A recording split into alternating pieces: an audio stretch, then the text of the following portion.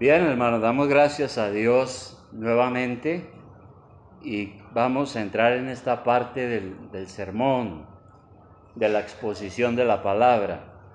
Como dije, estamos aprovechando estos días de diciembre para referirnos a temas afines con la celebración. Nosotros sabemos por la revelación de la palabra de Dios que el nacimiento de nuestro Señor Jesucristo fue el cumplimiento de una promesa que Dios hizo desde Adán, desde que Adán pecó. Y fue también conforme al plan eterno de Dios. Ahora, por allá en el siglo VIII antes de Cristo, unos 800 años antes del nacimiento de Cristo, un hombre llamado Isaías profetizó sobre la venida del Señor, la venida del Mesías. Isaías parece que fue un profeta importante en el reino de Judá. La situación era difícil.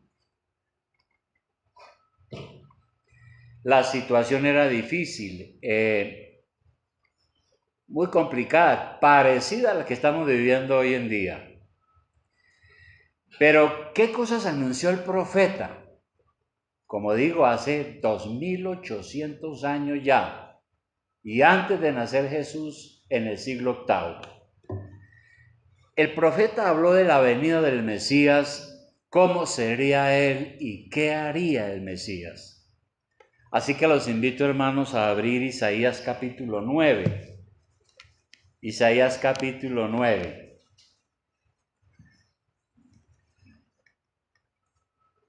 Cuando estábamos en el seminario estudiando el libro de Isaías y llegamos al capítulo 9, el profesor nos dijo: ese es un buen mensaje navideño. Vamos a leer entonces capítulo 9, versículo 1 y 2 y vamos avanzando. Dice el versículo 1: mas no habrá siempre oscuridad para la que está ahora en angustia, tal como la aflicción que le vino en el tiempo que livianamente tocaron la primera vez a la tierra de Zabulón y a la tierra de Neftalí. Pues al fin llenará de gloria el camino del mar de aquel lado del Jordán, en Galilea de los gentiles. Nosotros sabemos que el Señor Jesucristo desarrolló un gran ministerio, mayormente en Galilea. Y el 2 dice: el pueblo que andaba en tinieblas vio gran luz. Los que moraban en tierra de sombra de muerte, luz resplandeció sobre ellos. Entonces, la profecía, la primera cosa que nos dice es que vendrá el Mesías y que, o sea, Cristo, ¿no? Cristo es el Mesías que esperaban con mucho anhelo, y Cristo es luz. Es lo primero que encontramos aquí. Dice que el pueblo que andaba en tinieblas vio gran luz. Y la Biblia afirma que nosotros, cuando venimos a este mundo, venimos en una situación de oscuridad y en sombra de muerte, en una situación de ceguera, de total ignorancia, lo cual era consecuencia de la rebelión contra Dios. Y solo nuestro Señor nos puede sacar de esa situación. Por eso allá en Juan 8:12, ya regresamos a Isaías muy rápidamente, pero en Juan 8:12 nuestro Señor dijo algo sobre este asunto de la luz. En Juan 8, versículo 2, el Señor dijo: otra vez Jesús les habló diciendo: yo soy la luz del mundo. El que me sigue no andará en tinieblas, sino que tendrá la luz de la vida. Y creo que esa ha sido la experiencia de los que hemos creído en el Señor. Sabemos que Cristo es luz y que nos ha sacado de esa situación de tinieblas y de ignorancia. Y volviendo a Isaías, que es donde estamos hablando, dice: el pueblo que andaba en tinieblas vio gran luz. Los que moraban en tierra de sombra de muerte, luz resplandeció sobre ellos. 3, multiplicaste la gente y aumentaste la alegría, puesto que la venida del Mesías estuvo rodeado de gozo, porque era el tiempo de la salvación y el tiempo de la liberación. Y luego sigue diciendo lo siguiente, ahí en 3, dice, se alegrarán delante de ti como se alegran en la siega, como se gozan cuando reparten despojos, porque tú quebraste su pesado yugo, y la vara de su hombro y el cetro de su opresor, como en el día de Madián. Porque todo calzado que lleva el guerrero en el tumulto de la batalla, y todo manto revolcado en sangre serán quemados, pasto del fuego. Ahora, cuando uno lee esto, uno dice, ¿en qué estaba pensando Isaías? Pareciera que cambiara el tema. Pero ¿qué pasó en el día de Madián? Si usted lee el Antiguo Testamento, simplemente es un ejemplo que está poniendo aquí Isaías sobre la alegría de la victoria, la alegría de vencer. El Mesías vendría y alcanzaremos la victoria. ¿Qué pasó en el día de Madián? En el Antiguo Testamento nosotros encontramos que los madianitas eran un pueblo nómada que oprimía a Israel. Invadían y cogían las cosechas, el ganado, asolaban el pueblo de Israel y quedaba el pueblo en la miseria y hambriento. Y ellos clamaron al Señor y Él les levantó un liberador, Gedeón, que muchos lo hemos leído. Y Gedeón con 300 hombres derrotó un gran ejército. Usted puede encontrar eso. Y sin derramamiento de sangre. Ahí le dejo esa para que ahora en la tarde lea la historia de Gedeón. Cómo venció. Entonces, el pueblo estuvo lleno de gozo porque había llegado la liberación, porque Gedeón era el guerrero victorioso que con la ayuda de Dios los había liberado de la opresión. Y por eso había alegría, mucha alegría. Ahora, ¿cuál es la victoria que el Señor nos da ahora, el Mesías? Vamos a 1 Corintios 15, a verificar si eso se cumplió. Porque es que la profecía bíblica tiene esa gran bendición que todo se cumple y se cumplió. 1 Corintios capítulo 15, versículo 55. Aquí el apóstol Pablo está hablando del fin de los tiempos. Cuando todos nosotros seamos glorificados, cuando seamos resucitados de entre los muertos, cuando venga el fin y nuestro Señor venga en gloria a gobernar el mundo y a transformar todas las cosas. Y ahí dice lo siguiente, el apóstol Pablo, después de haber explicado todo ese asunto, dice, se dirige a la muerte, como si la muerte fuese un personaje. Le dice, ¿dónde está, oh muerte, tu aguijón? Si nosotros vamos a resucitar de entre los muertos, y si este mundo no es todo, y la muerte no es el fin, sino que hay algo más después de la muerte, entonces la muerte ha sido vencida por el Señor que se levantó de entre los muertos. Y por eso el Señor le pregunta, ¿dónde está su aguijón, su veneno? ¿Dónde está, oh sepulcro, tu victoria? Pregunta Pablo, ¿no? ¿Dónde está la victoria del sepulcro? Ya que el aguijón de la muerte es el pecado y el poder del pecado la ley. Mas gracias sean a Dios, dadas a Dios, que nos da la victoria por medio de nuestro Señor Jesucristo. Porque Él sacó a la luz y la inmortalidad y nos enseña que nosotros ya no morimos, tenemos vida eterna y hay cosas que faltan por cumplirse. Eso es una victoria. Por eso decimos Cristo es victoria. El Señor destruye el yugo del pecado, la opresión de Satanás sobre nuestra vida y nos da victoria sobre la muerte. Uno parte de este mundo y muchos lloran, pero Pablo decía, para mí el morir es ganancia. No es el fin, es ganancia. De manera, hermanos, que antes de la venida del Señor, estas cosas no existían. La gente estaba en una situación de desesperanza. Y realmente la vida sin Cristo es una vida miserable, sin esperanza, una vida vacía, una vida sin sentido, una vida incierta. Es una vida de opresión bajo el dominio de Satanás. Yo no sé cómo sería la suya, pero mi vida era muy similar a eso que acabo de decir. Cristo viene y me da todas las cosas y la experiencia. Y volvamos a Isaías en el versículo, en el capítulo 9, pero ahora seguimos leyendo, versículo 6. Dice, porque un niño nos es nacido, sigue diciendo Isaías, el 9:6.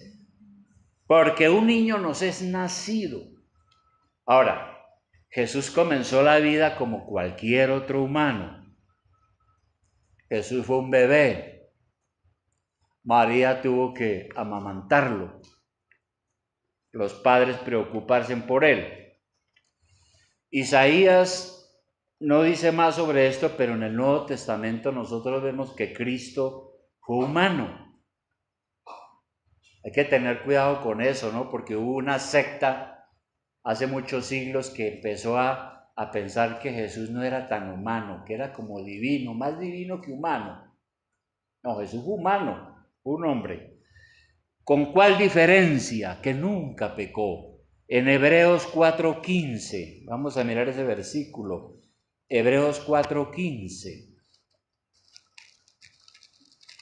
Hebreos 4:15, ¿qué nos enseña? Nos enseña una cosa maravillosa. Nosotros ya no necesitamos de sacerdotes humanos para que nos perdone los pecados.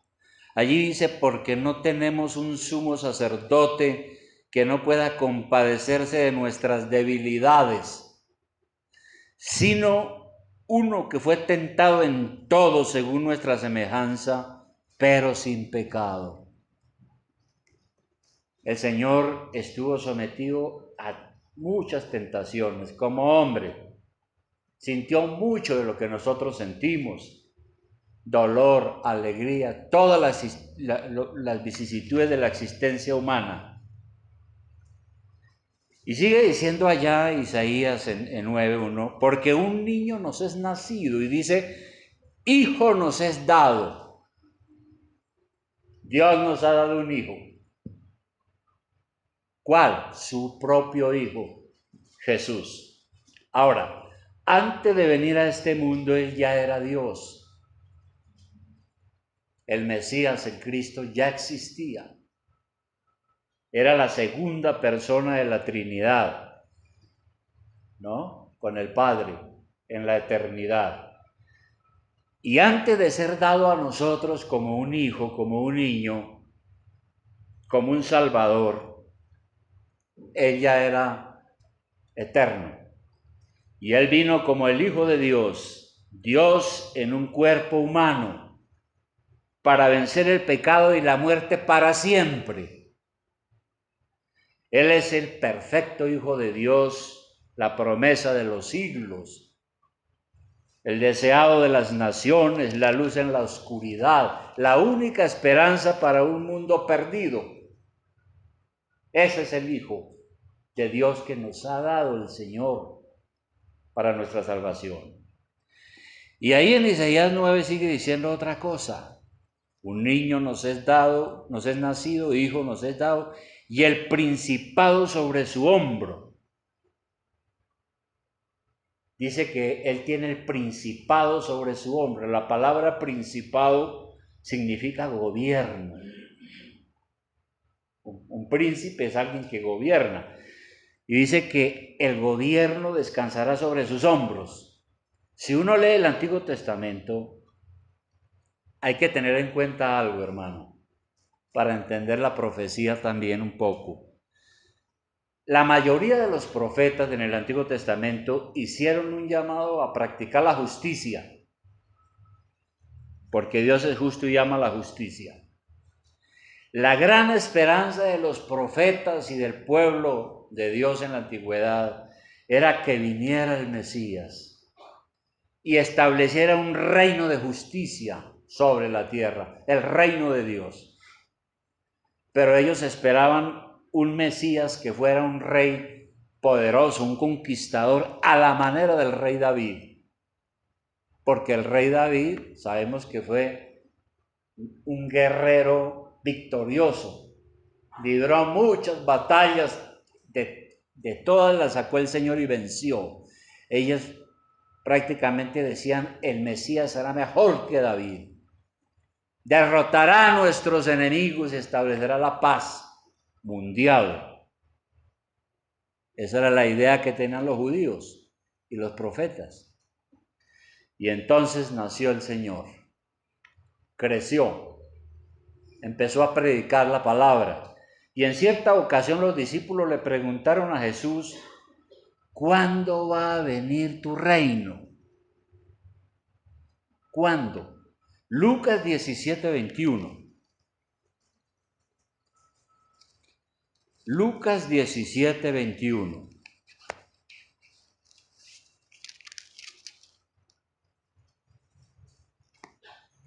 Y desde el 20, Lucas 17:20, dice, preguntado por los fariseos,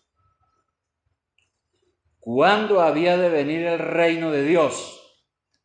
Les respondió y dijo, el reino de Dios no vendrá con advertencia, ni dirán, helo aquí o helo allí, porque he aquí el reino de Dios está entre vosotros. Entonces aquí el Señor despejó muchas cosas. Les está diciendo que el reino de Dios ya es una realidad presente. Ya. Jesús enseñó entonces que ese reino fue inaugurado por Él. Y ese reino de Dios ya está aquí. Ha venido en la persona de Jesús. Él ya inauguró ese reino cuando vino.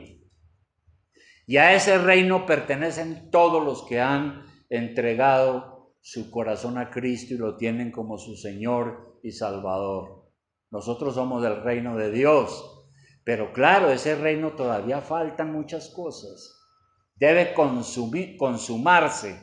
¿Cuándo? Cuando Él venga y nosotros seamos resucitados y glorificados. Entonces, el gran acontecimiento es que con el nacimiento de Cristo se inaugura oficialmente el reino de Dios. Mateo 4:17 también. Mateo 4:17. Cuando el Señor comenzó a predicar el Evangelio, ¿qué dijo el Señor? No dijo, miren, la salvación, yo doy la salvación y bueno, hay que esperar muchos miles de años, ¿no? Para empezar a disfrutar del reino. No, el Señor dice, desde entonces comenzó Jesús a predicar y a decir, arrepentíos, porque el reino de los cielos se ha acercado. ¿En quién? En Jesús como persona, en el Dios encarnado. Llegó el reino de Él a este mundo. Y luego allá en Isaías 9 hay otras cosas que nos dice, además de esto. Dice, y se llamará su nombre admirable. El Mesías tendría un nombre admirable. ¿Por qué razón? Dice, porque Él es consejero. Se llamará su nombre admirable, consejero. Bueno, nosotros sabemos que Cristo es la fuente de toda verdad. El Señor dijo, yo soy el camino, la verdad y la vida. Y es a Él a quien debemos acudir para dar sentido a la confusión de nuestra vida. Jesús es el consejero que lo sabe todo. Lo conoce a usted, nos conoce a cada uno perfectamente. Sabe cuáles son las necesidades de nuestro corazón y sabe cómo responder a esas necesidades. Y uno acude al Señor porque es el consejero de los consejeros. Claro, uno acude orando y escudriñando las Escrituras. Y algo más dice, fuera de consejero, dice Dios fuerte. Él es Dios fuerte.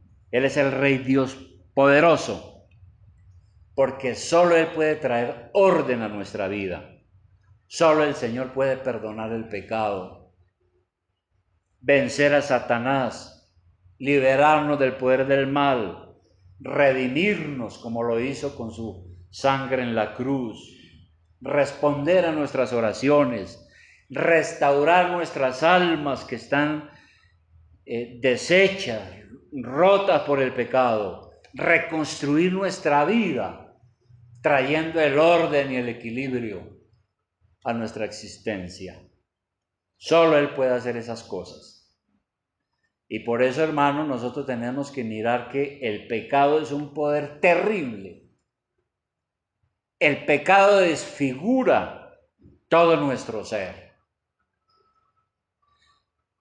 De manera que el único poderoso es el Señor, porque Él venció el pecado y nos ayuda a vencerlo. El Señor venció el pecado y nos ayuda a vencerlo, para que tengamos paz en nuestro corazón. Y sigue diciendo algo más allá, Isaías 9. Dice que Él es consejero Dios fuerte y dice Padre eterno. ¿Por qué el profeta dice que Cristo es Padre eterno? Pues sencillamente porque Cristo es el creador del cielo y de la tierra. Según el propio testimonio de Dios el Padre, Jesús estaba desde la eternidad y creó el universo. Hebreos 1, 10, 12. Hebreos 1, 10, 12. Hebreos 1, 10, 12. Aquí sigue la profecía hablando en el Nuevo Testamento y dice lo siguiente. Dice, y tú, oh Señor, en el principio fundaste la tierra. Y los cielos son obra de tus manos. Ellos perecerán, mas tú permaneces. Y todos ellos se envejecerán como una vestidura, y como un vestido los envolverás y serán mudados. Pero tú eres el mismo y tus años no acabarán. Nosotros hemos aprendido esto, que Cristo el Señor estaba en la fundación de todas las cosas con el Padre. Por lo tanto, nada es difícil para el Creador y sustentador de todas las cosas. Tenemos un Salvador poderoso. Y por último, hermano, aquí dice que Él es el príncipe de paz. Volviendo a Isaías 9, profetiza que el Señor, el Mesías, es príncipe de paz. ¿Por qué lo llama príncipe de paz? Primero porque el Señor Jesucristo nos amista con Dios. La Biblia dice que el pecado nos ha separado de Dios y que la ira de Dios por su justicia está sobre nosotros para condenación, pero viene Cristo y nos amista con Dios. Romanos 5.1. Romanos 5.1 es un versículo claro sobre este particular. Romanos 5.1, ¿qué dice? Dice justificados, coma. Justificado quiere decir declarado sin culpa. Dios nos ha declarado sin culpa. Justificados pues por la fe, tenemos paz para con Dios por medio de nuestro Señor Jesucristo. Entonces, cuando Dios nos lleva a su salvación, nos declara justos, gracias al sacrificio que Él hizo por nosotros en la cruz para librarnos de la condenación y del pecado. Y es una paz para todos aquellos que creen en el Señor con fe y le obedecen. Y es una paz también que se vive, nosotros la vivimos. Filipenses 4:7. Filipenses 4:7. 4:6, vamos a leer desde el 6. Esto es una bendición, este par de versículos. A mí me han ayudado mucho en la vida. Dice el versículo 6, dice, por nada estéis afanosos, por nada esté angustiado, por nada esté estresado, por nada, si no sean conocidas vuestras peticiones delante de Dios en toda oración y ruego con acción de gracias. ¿Qué tengo que hacer yo cuando estoy angustiado, asustado? Orar al Señor, orar a Él, rogar a Él y darle gracias. ¿Y qué pasará? Dice, y la paz de Dios, que sobrepasa todo entendimiento, guardará vuestros corazones y vuestros pensamientos en Cristo Jesús. ¿Qué quiere decir eso? La paz de Cristo es una paz que sobrepasa, va más allá de todo nuestro entendimiento. Es algo que a veces nosotros no podemos entender. Podemos vivir esa paz de Cristo, pero no la podemos explicar porque es difícil. Es algo que Dios nos da por su gracia, después de creer en Cristo, porque solo el Señor puede llenar nuestros corazones con confianza en medio de las pruebas de la vida. Por eso dice ahí que el Señor guardará, o sea, protegerá nuestros pensamientos y nuestros corazones. Es decir, la paz de Dios nos libra de la desesperación. Hay gente que bajo la desesperación se mata, se suicida, hace locuras. Bien, cuando uno tiene la paz de Dios, vence todas esas cosas. Por eso alguien dijo que la paz de Dios, una sentencia muy sabia, dijo que la paz de Dios monta su puesto de guardia a la entrada del corazón y del pensamiento. La paz de Dios nos cuida, nos protege. Impedirá que las angustias, las congojas, el dolor de este mundo no nos lleven a perder el juicio. Hay gente que se vuelve loca, pierde el juicio, porque las pruebas, las dificultades, las angustias de este mundo malo lo llevan al borde de la desesperación. Pero aquí dice que si yo oro al Señor, me tranquilizo, su paz invadirá mi alma y mi ser. De tal manera que todos los pensamientos malos, las dudas que nos atacan violentamente, no vencerán, porque Cristo es príncipe de paz y nos da su paz. Y hay una cosa, hermano, esa paz no la pueden gozar los impíos. No la pueden gozar los impíos, ni con licor, ni con marihuana, ni con cocaína, ni con fiestas, ni con nada, ni con sexo. Por eso Isaías, el mismo profeta en el capítulo 57, Isaías 57, para terminar, en el versículo 20, dice algo contundente y terrible. Isaías 57, 20. Dice, pero los impíos, ¿quiénes son los impíos? El que no es cristiano. el que vive revolcándose en el pecado, el que vive en el desorden moral, en las tinieblas, está condenado. Ese es el impío. Y dice Isaías, pero los impíos son como el mar en tempestad, que no puede estarse quieto, y sus aguas arrojan cieno y lodo.